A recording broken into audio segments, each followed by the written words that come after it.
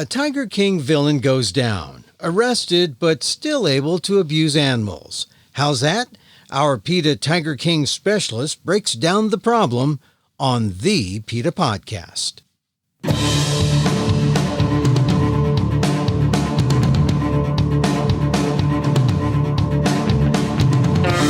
Welcome to the PETA Podcast.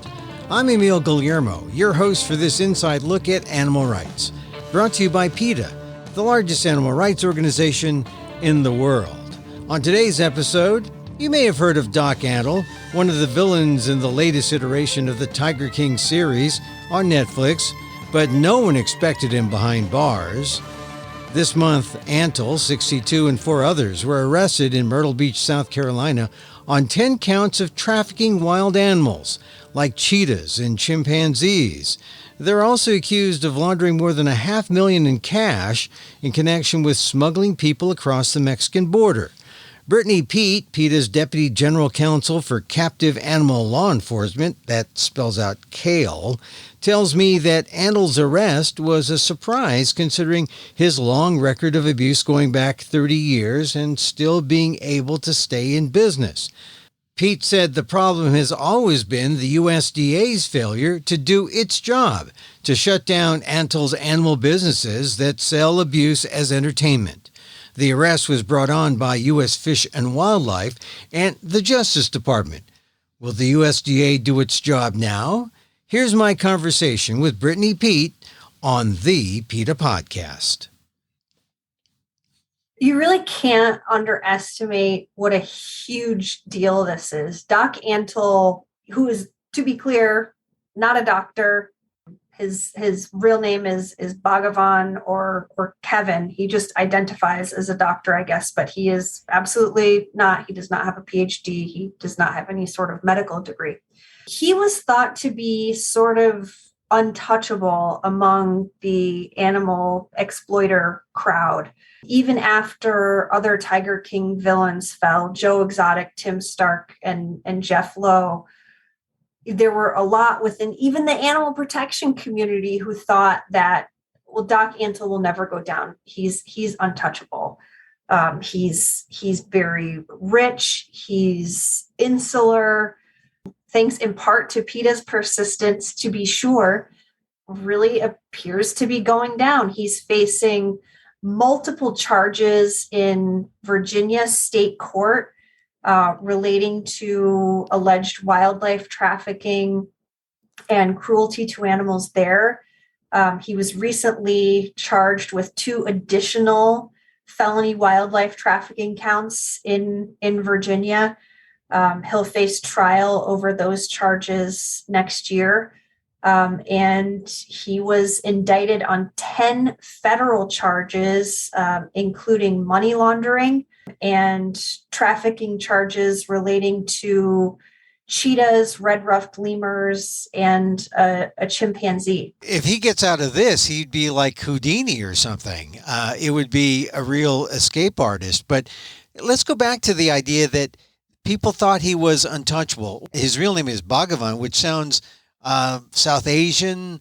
Is that something he adopted, or was he seen as a man who had a connection to these Asian tigers or this wildlife that they thought that, well, there was a kind of a spiritual thing going on that made him sort of different from the other characters in the Tiger King roster?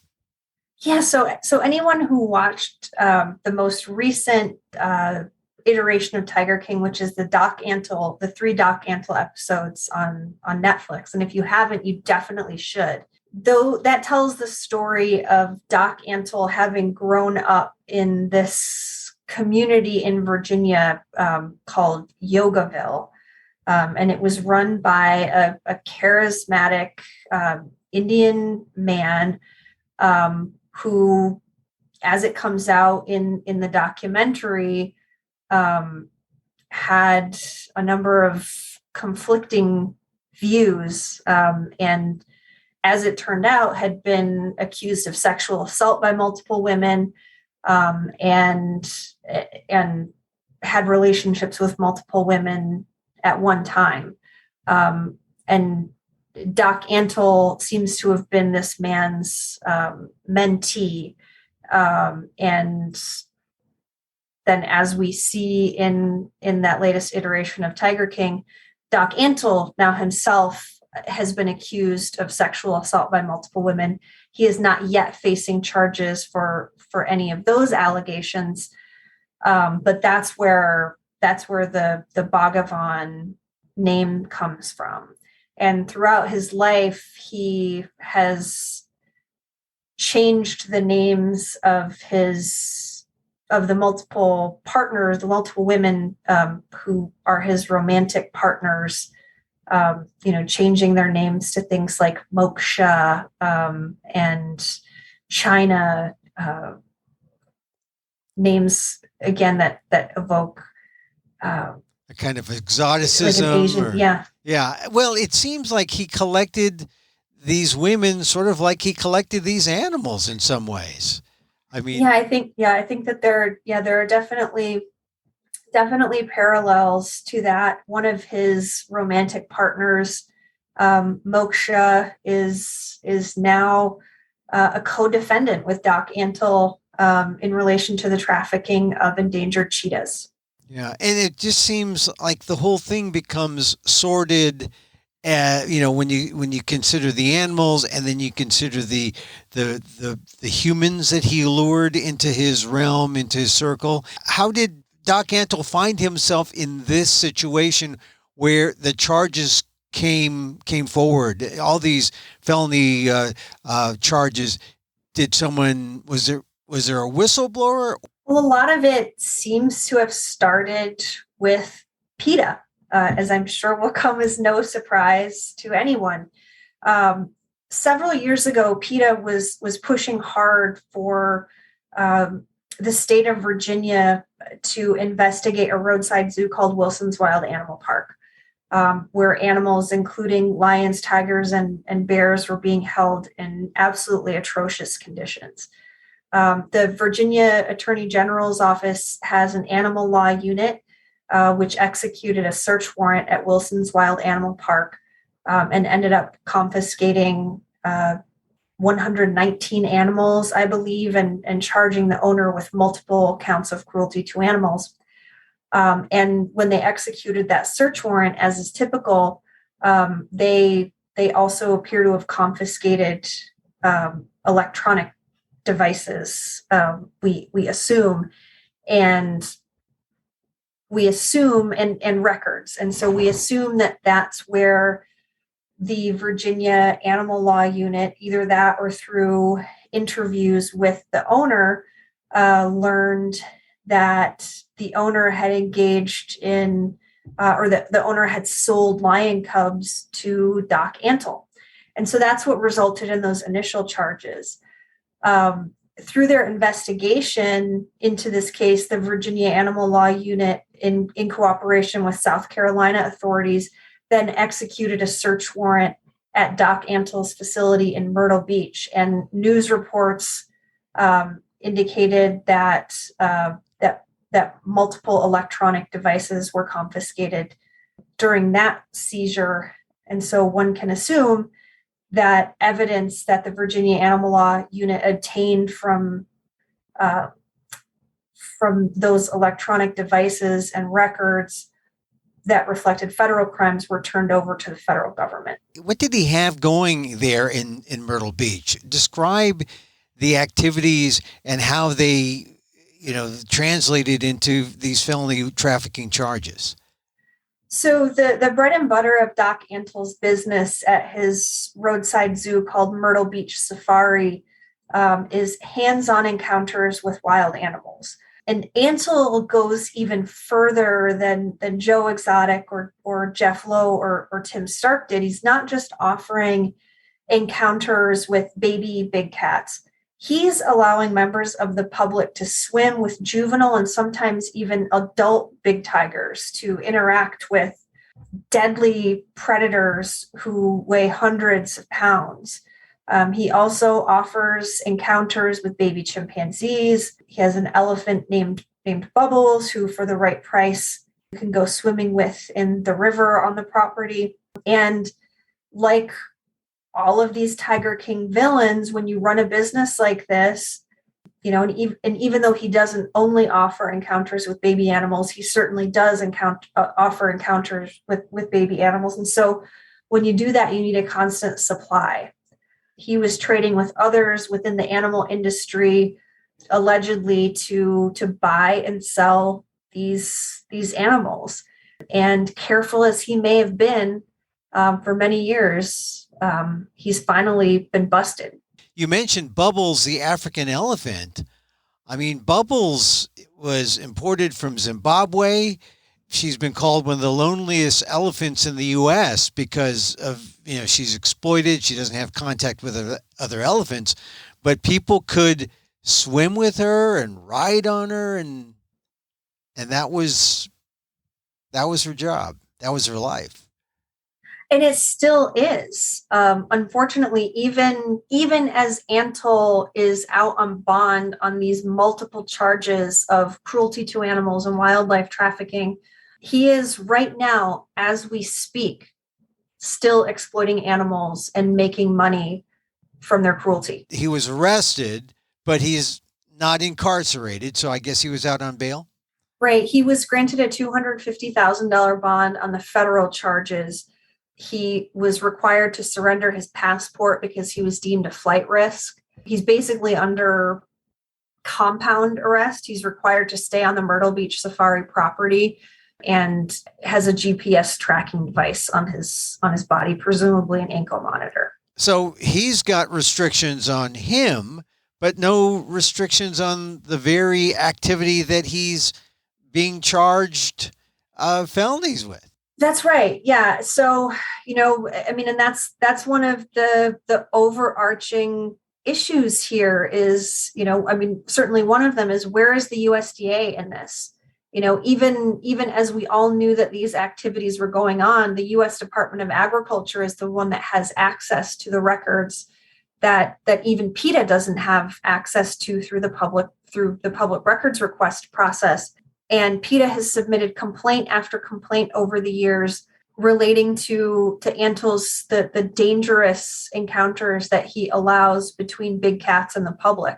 Most recently, PETA submitted a complaint to the USDA accusing the agency of affording Doc Antle special treatment, even as other exhibitors within the industry are being cited for violating the Animal Welfare Act by allowing encounters between the public and adult big cats. Antle seems to be doing it every single day, and the USDA just turns its head. And so as we've seen this barrage of charges come down against Antle, it's long past time for the USDA to finally do its job and to revoke Doc Antle's license so that this cruelty can end once and for all. So the USDA still allows him to do this, but the federal charges were brought by... Antle was charged with violating the Endangered Species Act and the Lacey Act, which is a similar statute relating to mostly endangered animals. And both of those laws are administered by the U.S. Fish and Wildlife Service. Oh, okay. So this case was brought by DOJ in concert with the U.S. Fish and Wildlife Service, or the wildlife trafficking charges. And DOJ worked with the FBI on the money laundering charges. I say at some point, don't they have to kind of all get together with the USDA, or can they coexist in this parallel universe? We'll see, right? I mean, the USDA doesn't have a great track record of cooperating with other federal agencies and for cracking down on their own licensees. As we saw recently in the Envigo lab case, because the USDA sat on its hands and allowed beagles to suffer for so long, doing basically nothing, the U.S. Department of Justice, in an unprecedented move, ended up going in and confiscating a large number of beagles without USDA animal care, which is the division that would normally be responsible for something like this. It just remains to be seen. And I think the question is just whether USDA's animal care division is ready to step up or not. And if not, they're not doing their jobs. They're not fulfilling their statutory mandate to ensure the humane treatment of animals, and it's time for those employees to be fired. Well, how frustrating is it for you as a PETA counsel or for the PETA Foundation to try to, when you're trying to fight this, the government is coming from all these different directions. You've got Fish and Wildlife and the DOJ on one side, you got USDA on the other side, and it seems like, I mean, tell me about the frustration there for you. Right. And I think one of the main issues with that is the contrary message that it's sending to the public.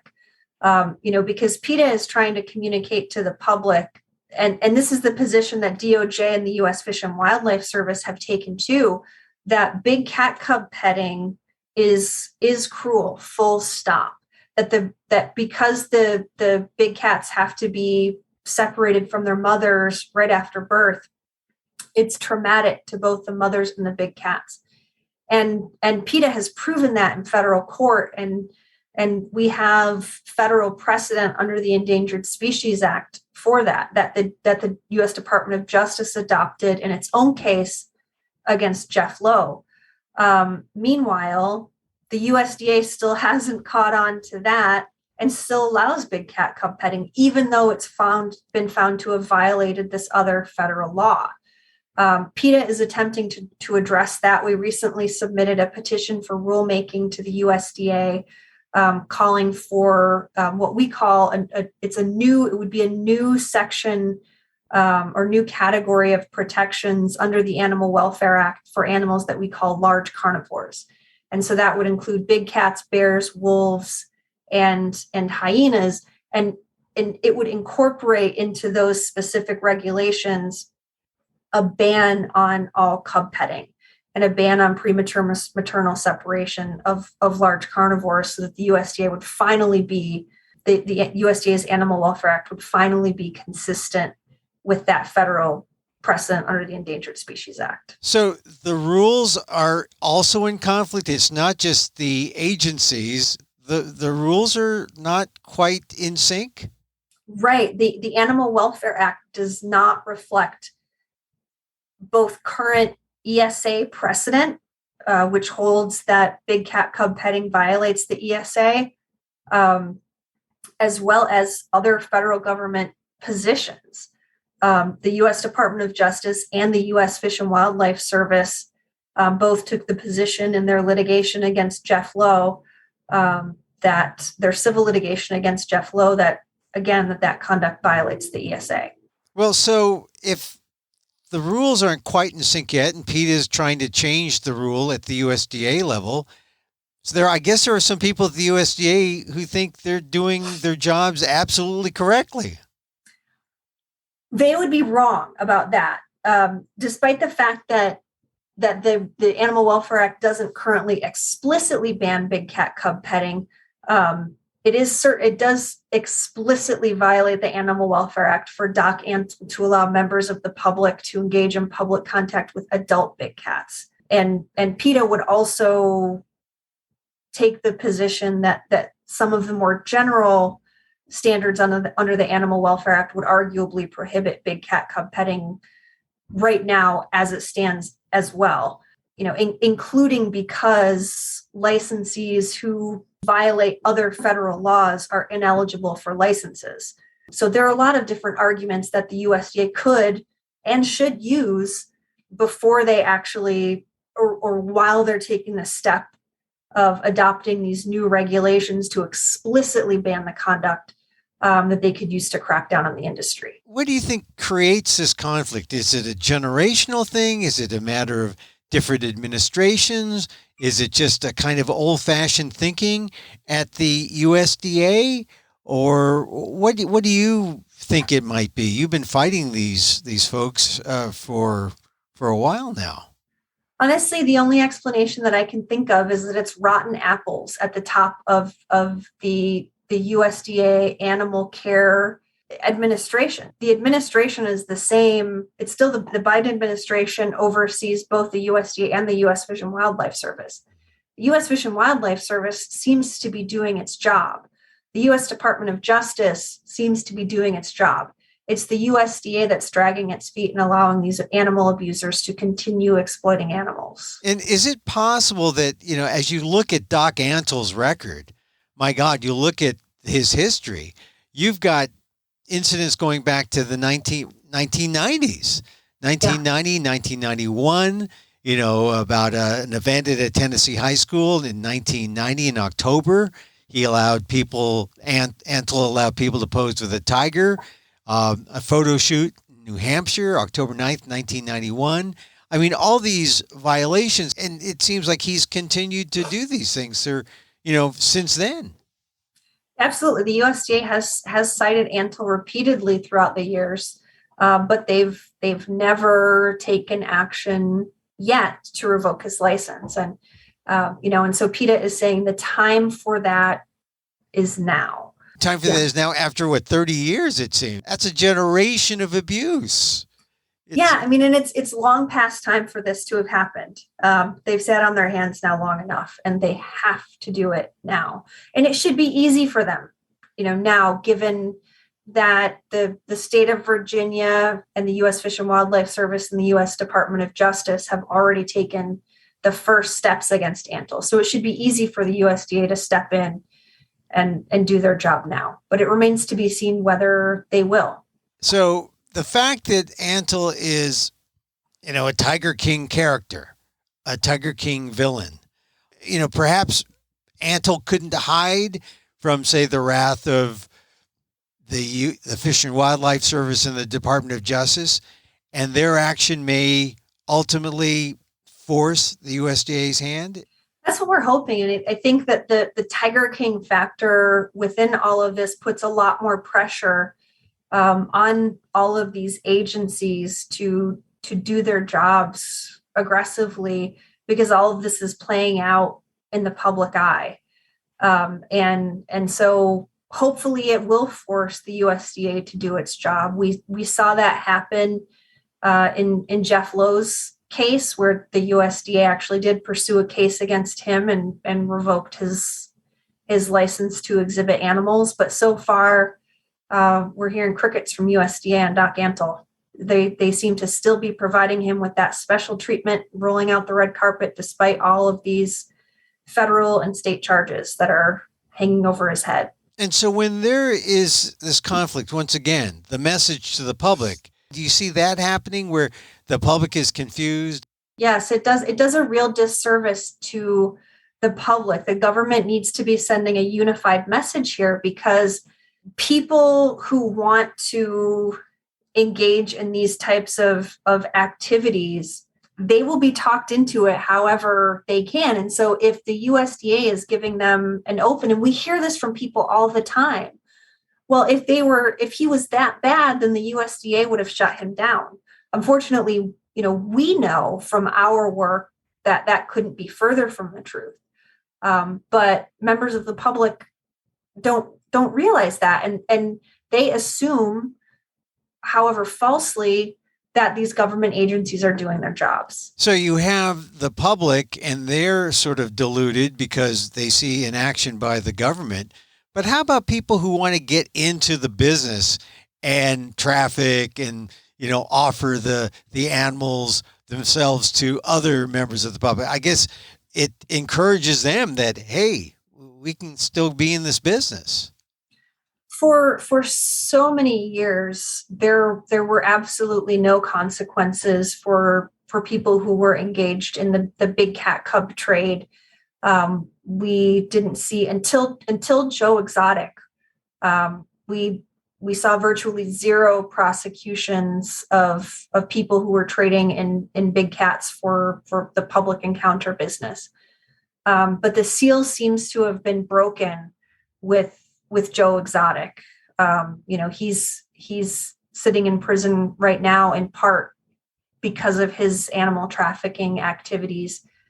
We saw the U.S. Department of Justice file a civil suit against Jeff Lowe that put him out of business. PETA filed the Endangered Species Act lawsuit against Tim Stark that put him out of business. And the Indiana Attorney General's office ended up filing a case against him as well. The Tiger King villains are falling one by one. And so I do think that sends a really important message to others within the industry that there is a target on their back now. And so we're not only not seeing new people come into the big cat cub petting arena, we've seen the numbers of facilities offering big cat encounters plummet in the last few years from nearly 30 to just 2 right now. One of those is Doc Antle. So it'll be interesting to see how long he lasts. And I guess the big determinant is when the USDA will really clamp down, I guess. We'll see. We'll see if they do. I think that another thing that we could potentially expect to see happen here is a civil suit from the U.S. Department of Justice, like the one that they filed against Jeff Lowe. And so that would be something alleging that the premature maternal separation of endangered animals that occurs at Myrtle Beach Safari, including big cat cubs, chimpanzees, and the use of those animals in public encounters, which would include Bubbles, the elephant, who is also a member of an endangered species, that all of that conduct violates the ESA.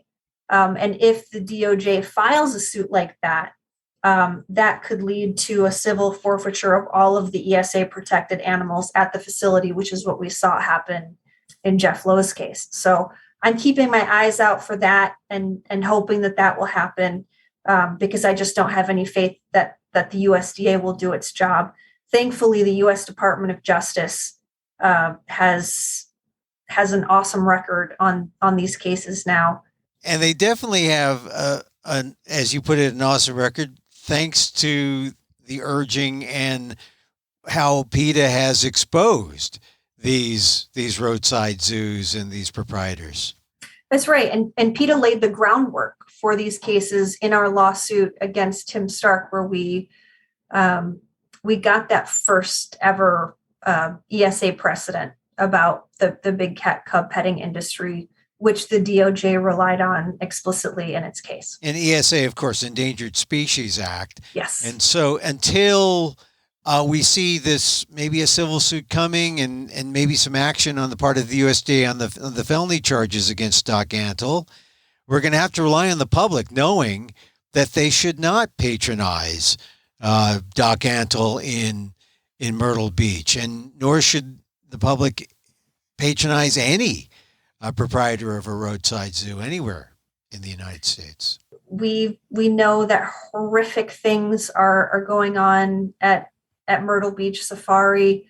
There are tigers and baby chimpanzees and Bubbles the elephant and so many other animals being terrorized every single day. So the faster that people stop lining his pockets with money, the faster he's going to have to go out of business.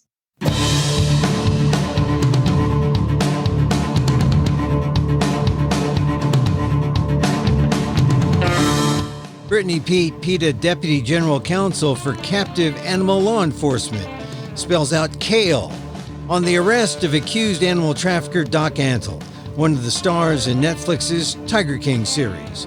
Go to PETA.org for more.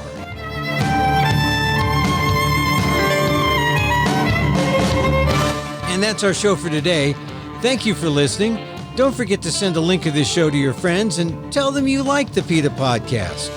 Contact us at PETA.org. You can find me on Twitter at Emil Amok, that's EMIL-AMOK, or see my vlog at AMOK.com, or see my work at ALDEF, the Asian American Legal Defense and Education Fund. That's ALDEF, AALDEF.org/blog.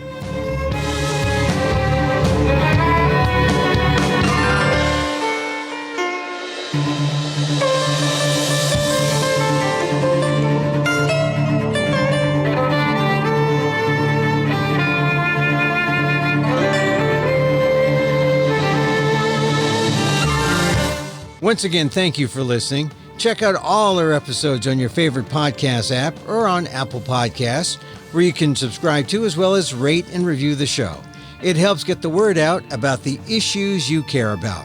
Our music is provided by Carbonworks. Check them out on YouTube. And join us again next time for more insight into animal rights and the fight for a cruelty-free world on the PETA Podcast. I'm Emil Guillermo.